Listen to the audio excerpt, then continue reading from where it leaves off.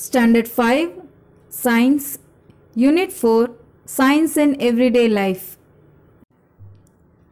Learning Objectives.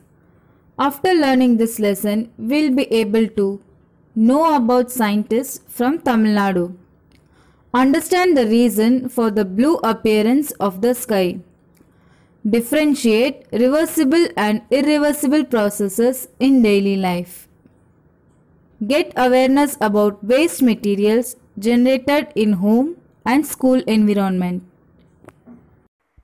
Science has helped us to find solutions to many of our problems.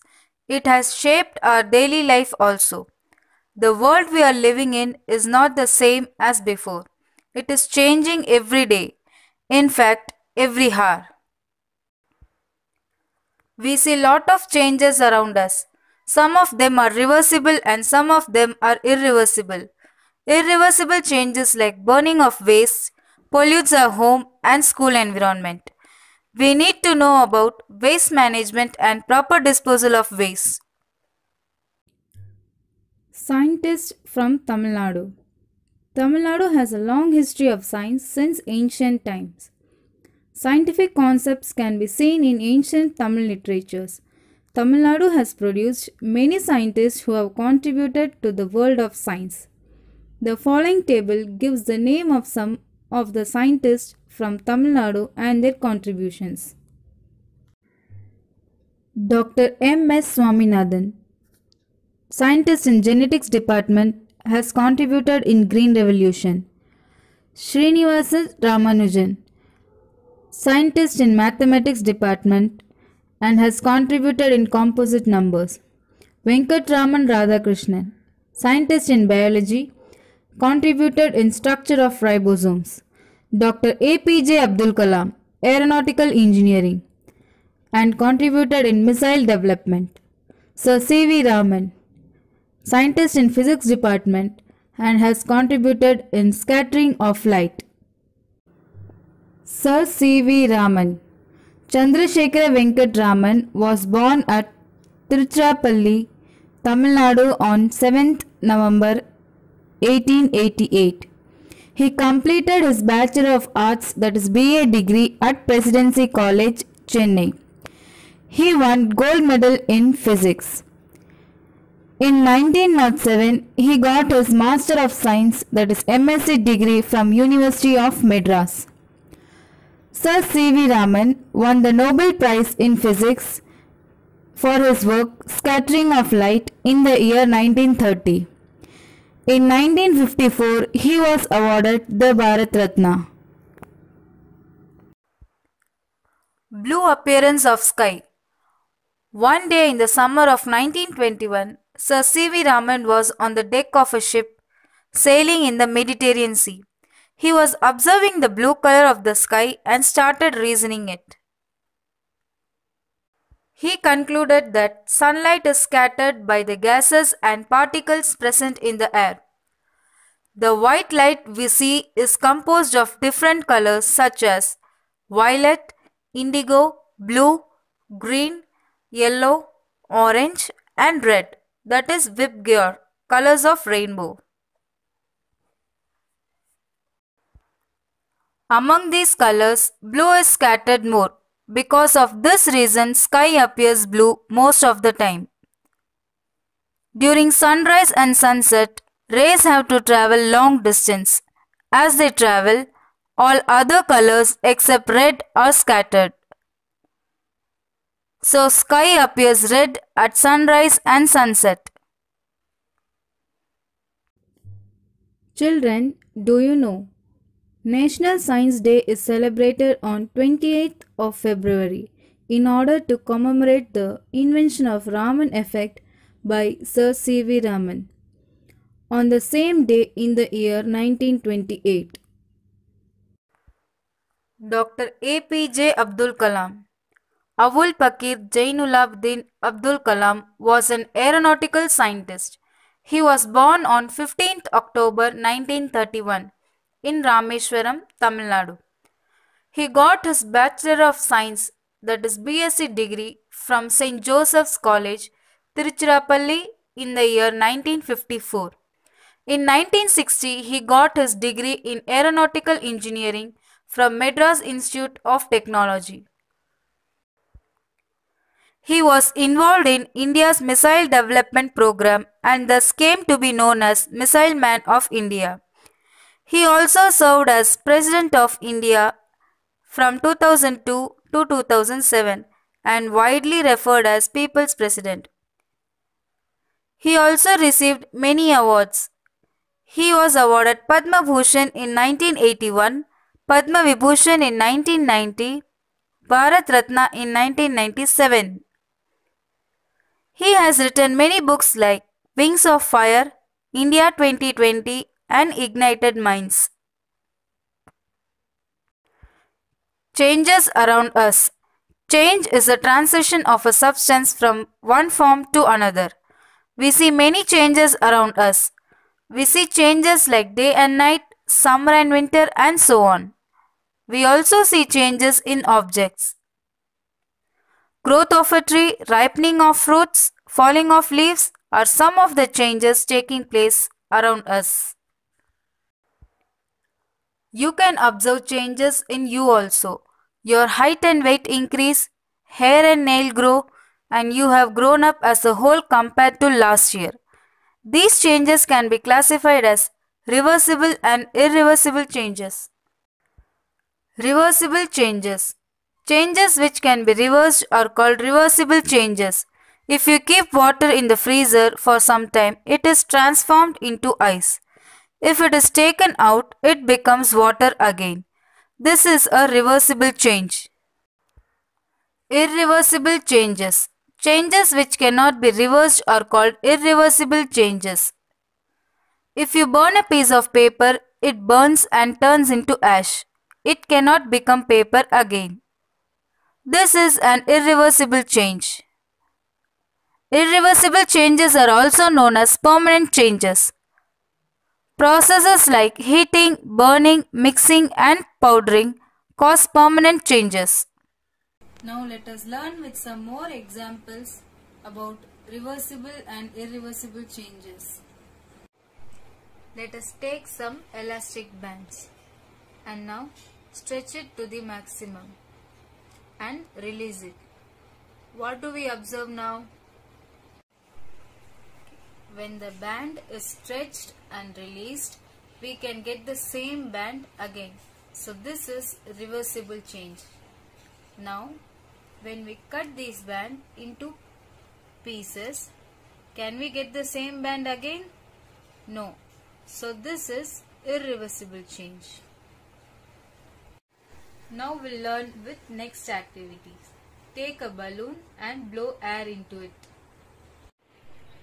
You can see that the shape and size of the balloon is changed. Now let the air escape from it.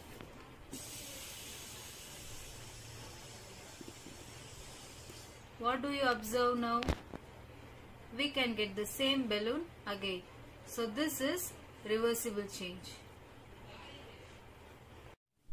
Now blow the balloon to its full size and prick it with a pin.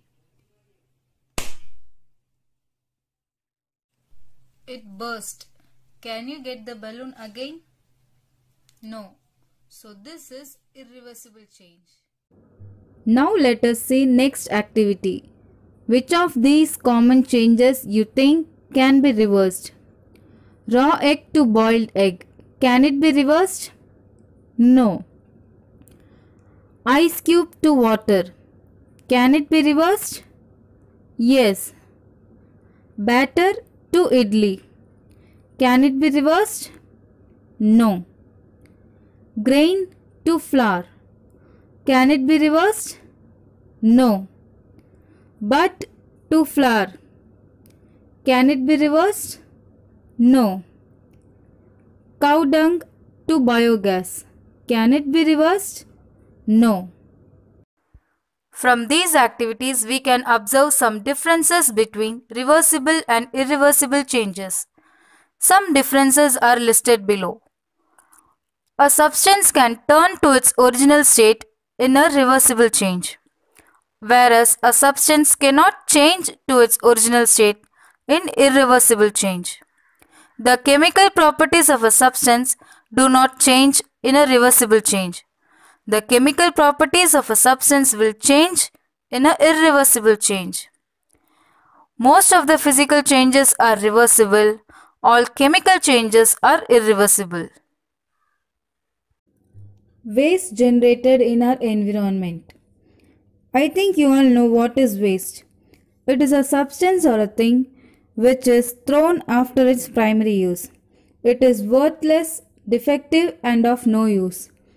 They are unwanted and undesirable materials. Waste can be generated from household waste or waste from school. Household waste. Waste from home is known as household waste. Solid waste disposed from home and apartments comprise of garbage and rubbish like bottles, cans, clothings, compost, food packings, newspapers, etc. We can classify the household waste as below. Kitchen waste, vegetable waste, flowers, leaves, and fruits waste can be classified as organic waste.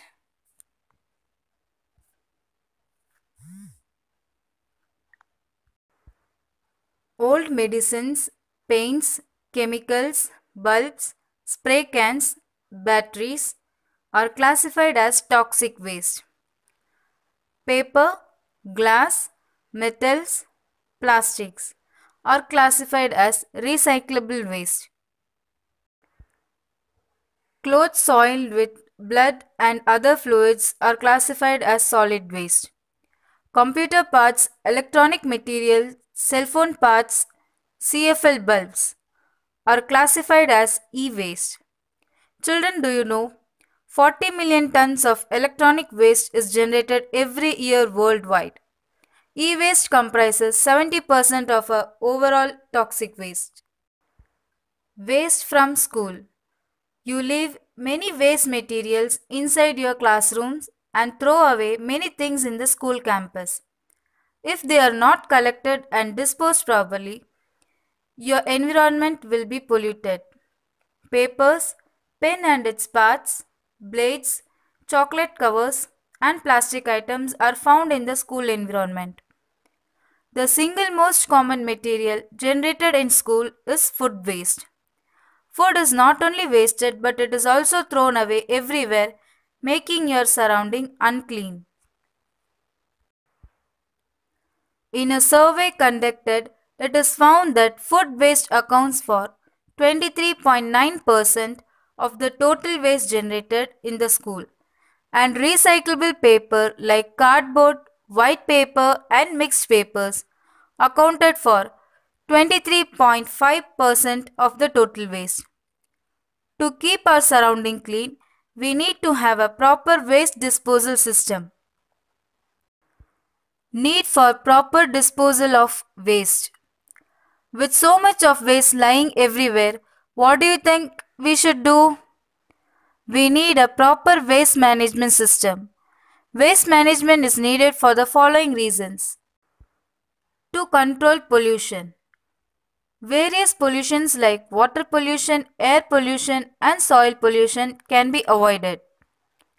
To conserve natural resources. Waste disposal is important for the conservation of our environmental resources like forest, minerals, and water. To control spread of diseases. Spread of infectious disease can be controlled. Recycle for further use. Waste can be recycled to get products for further use. Ways to reduce waste. The best place to start changes is our home. We need to learn how to reduce, reuse, and recycle waste. The following practices will be helpful to reduce waste in a home and school environment. Use reusable and recyclable bags and containers. Avoid one-time use items and use items which can be used permanently. Segregate waste into biodegradable and non-biodegradable items and hand over them to the municipal and corporation people who collect them. Do not throw away your waste everywhere. Put them in dustbins and dispose them properly. Don't waste food. Waste food in schools can be collected and used to feed cattle. Organic waste can be converted into manures. Okay children, that's all in this lesson. I hope all have very well understood the lesson. Children, I expect all of you to follow these methods and reduce waste and maintain a proper waste management system. Thank you.